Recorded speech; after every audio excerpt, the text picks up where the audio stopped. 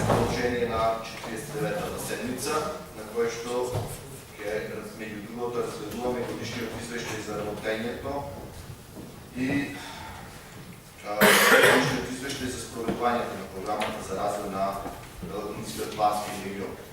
Бидејќи овие два материјали се испреплетуваат еден со друг, што е нормално, ќе разговарам по двете точки, како што е договорено полност на дневниот ред, со тоа што ќе ги земам цитат од академиот и од другиот материјал. За почеток, бидејќи ќе повторам уште еднаш представам продолжение на претходната седмица, и сакам се колегите кои што минатат на првиот дел од оваа седмица, колегите од власта, рендосно ги бранеа директорите на јавните предпријатија, чии завршни сметки ги гледавме, барем да најдат малку критика и овие извештаи, кои што денеска ќе ги доработуваме, затоа што само на тој начин можеме да имаме конструктивен пристап кон работење. Инаку пред нас денес станува збор за еден од најлошите извештаи кои што ги гледаме за работењето на било која институција во Битол или во Белогорскиот регион, па затоа очекувано и од ваша страна да има критики се со цел да подобриме работењето. А тоа е битно. Битно е затоа што во годишниот извештај за спроведувањето на програмата имаме дефинирање на самата работа на Белогорскиот регион.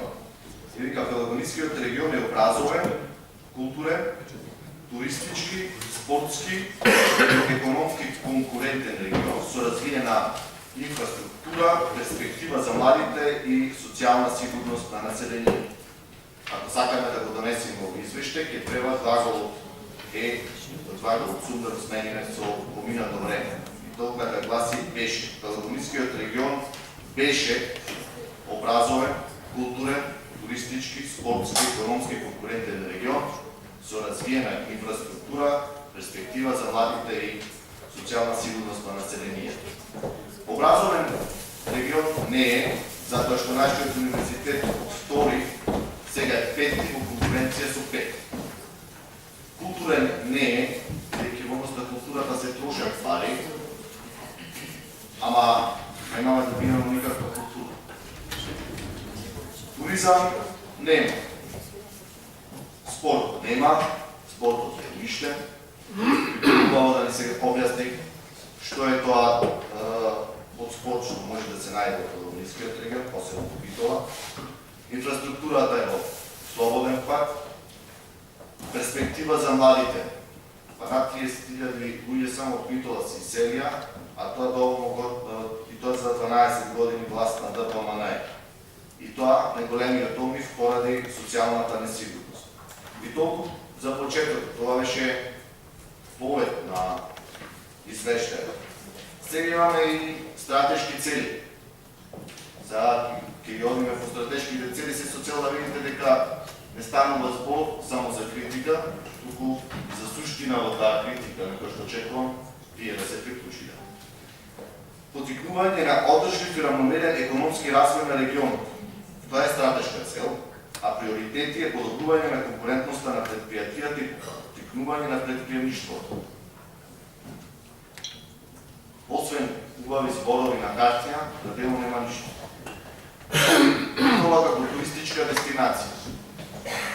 Или регионот како туристичка дестинација, аз ке зборувам за Битола како туристичка дестинација. Општина Битола во својот годишен буџет предвидува околу 40.000 евра посплата туристичка такса. Од нив минатата година успеа да обезбеди една половина. Тоа се должи на лошата стратегија во однос на туризмот кој што се реализира во општина Битола. Што и да очекуваме? Кој ќе додат туристите, обично идат за автобуси пред спортската на полигонот. Полигонот е сега паркингот е ужасно состојба, што ќе видат понатаму?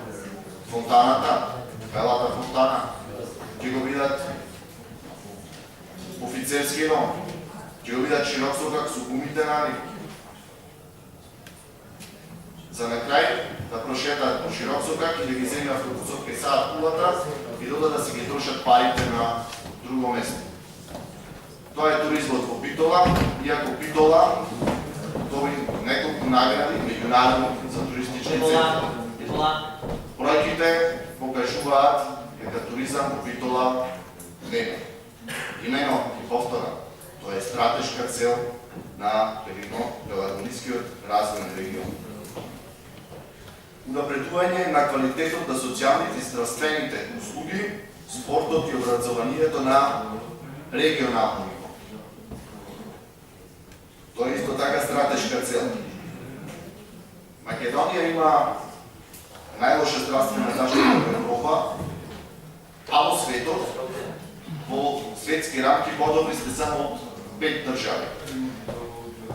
И сега тоа е на ниво на Македонија. А кога во Битола ќе се јави посериозен здравствен проблем, кога клиничката болница, која што е центарот на овој Пелагониски регион, не може да го реши, пушта во Скопје.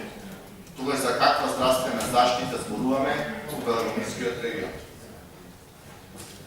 Приоритети, создавање на спортски и надпреварувачки дух кај младата популација. Би замолил да ни кажете 2 или 3 екипи од Пелагонискиот регион кои што се надпреваруваат успешно на национално ниво. Секако не во втора лига. Подобрување на енергетска инфраструктура, приоритет. За каква инфраструктура става да зборуваме? Подобрување на комунална инфраструктура. За процетување во Битола се уште има генези. Подобрување на постечката и изградба на нова сообраќајно-транспортна инфраструктура. После 12 години власт на ДПМН почна да се гради во овој Пелагониски регион патниот правец Битола-Реси. И тоа почна да се таа изградба почна да се прави на 12.6.2015 година. Ако го посетите патот уште во изградба, ќе видите дека после 9 месеци имаме турен асфалт во должина од 350 метри, а истиот пат треба да има должина од 27 км. Со ваква динамика, изградбата на овој пат би била над 30 години.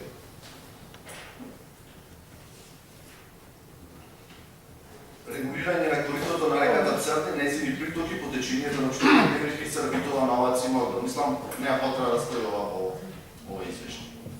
Затоа што река Црна има должина од 207 км. Наведувате во проектот дека станува збор за заштита на Пелагонискиот базен од поплавување, а замислете вие со овој ваш проект кој што ставате на хартија, сте регулирале 400 метри. Ќе повторам уште еднаш, река Црна има 207 км, а вие сте регулирале 400 метри, за кои што, меѓу другото, се потрошени околу 100.000 евра. Тоа стои во проектот, во успешен проект на Пелагонискиот развојен регион.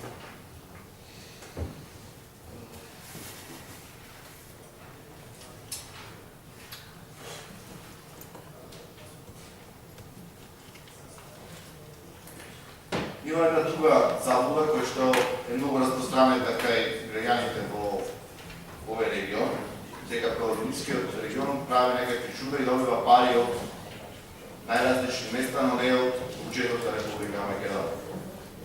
За 2015 година нема ниту еден реализиран проект од надворешни пари, неколку билатерални соработки со одредени амбасади, а се друго се пари од буџетот на Република Македонија. Би било убаво раководителот на центарот да ни информира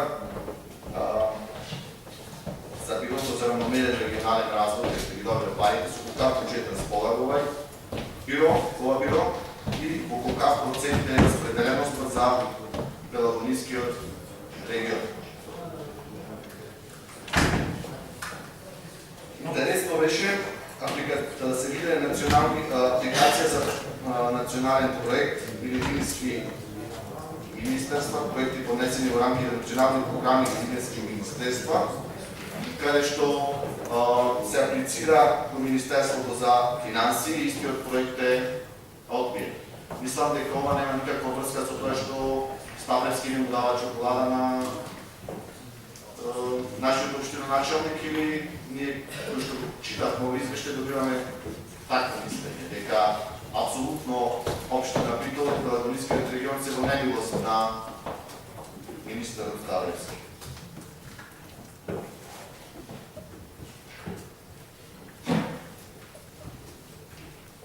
Станува збор за уредување на излетничко место за Пунчица во агатото село Нижепово. Дали тука раководителот на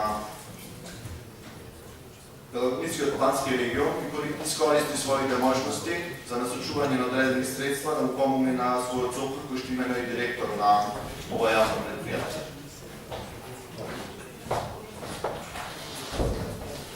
За туризмот разговаравме. Еден од приоритетите кој што може да се прочита во годишниот извештај за работењето е поддршка на бизнис секторот во Пелагонија. За каков бизнис може да станува збор во Пелагонискиот регион и за каква поддршка? Еве, ако ги следите добри изјавите, да убеден сум дека ги следите добри изјавите, вашиот председател на партија стално излегува со изјавата Doing Business дека Македонија е 6-та во Европа, 12-та во свет. И сега, ако се прочитаат параметрите, како сме дојдени до тоа место, параметрите се следни. Започнување бизнис 2 дена, дозвола за градба 10 дена, струја 45 дена.